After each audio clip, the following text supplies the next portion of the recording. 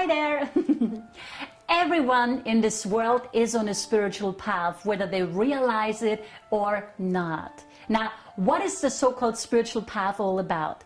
As the name suggests, the so-called spiritual path is the path or journey that leads us to spirit.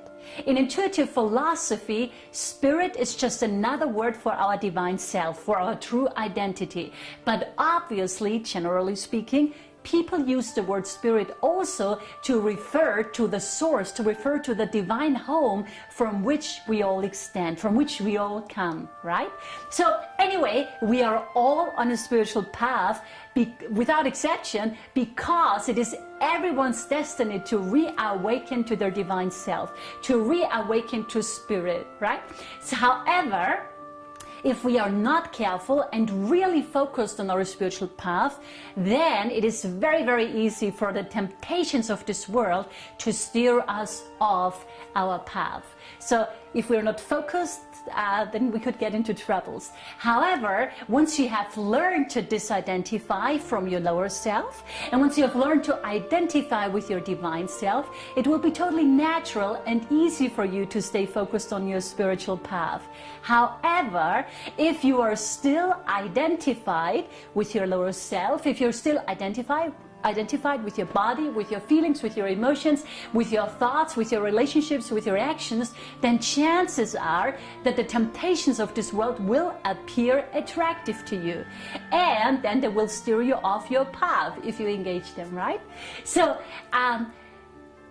this is why it is so important to stay focused on our spiritual path. This is why it's so important to stay focused on our spiritual goals. It is so important to never ever, not even for a second, to forget that at the end of the day, that at the end of this incarnation, that at the end of our lives, the only thing that will matter is our spiritual growth. How much we have grown on our spiritual path, how much we have awakened to our divinity.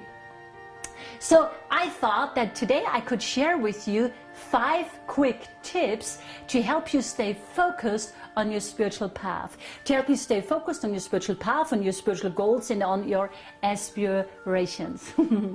Okay, here is tip number 1. Practice what Dr. Joshua David Stone called in his book Soul Psychology, practice attitudinal healing. What does that mean? What's that? Whenever a fear-based thought comes up, stop it and replace it with a love-based one. The spiritual path is the path out of fear into love. So we have to say no to fear and we have to say yes to love. So tip number 1, practice attitudinal healing. Tip number 2, monitor your dreams. Make regular adjustments based on the feedback you receive from your dreams. Our dreams tell us whether we are on track or not, whether we are advancing on our spiritual path or not. Okay, so tip number 2, monitor your dreams. Tip number 3, set evolutionary goals and create spiritual battle plans to realize your goals. You see, the fastest way to steer off your path is to wander around aimlessly. The surest way to stay focused on your path is to have goals. Goals such as mastering your mind, transcending your fears, finding a meaningful way to serve the world. Goals keep us focused. Not having goals causes us to be unfocused, right? Many people have goals, as we know: lose weight, stop smoking, make more money, but not many people consider that our soul, that our spirit has goals too. And the kind of goal that our soul, that our spirit, follows are so-called evolutionary goals. Think about that. Tip number 4, develop an insatiable desire and longing to realize your divine self. That's half the battle right there. As Paramhansa Yogananda from India said, if you want to realize God, then you have to want God like a drowning man wants air. You see, if you develop such a drowning man wants air kind of desire to realize your divinity, then nothing in this world will steer you off your path. Then nothing in this world will appear attractive to you, right?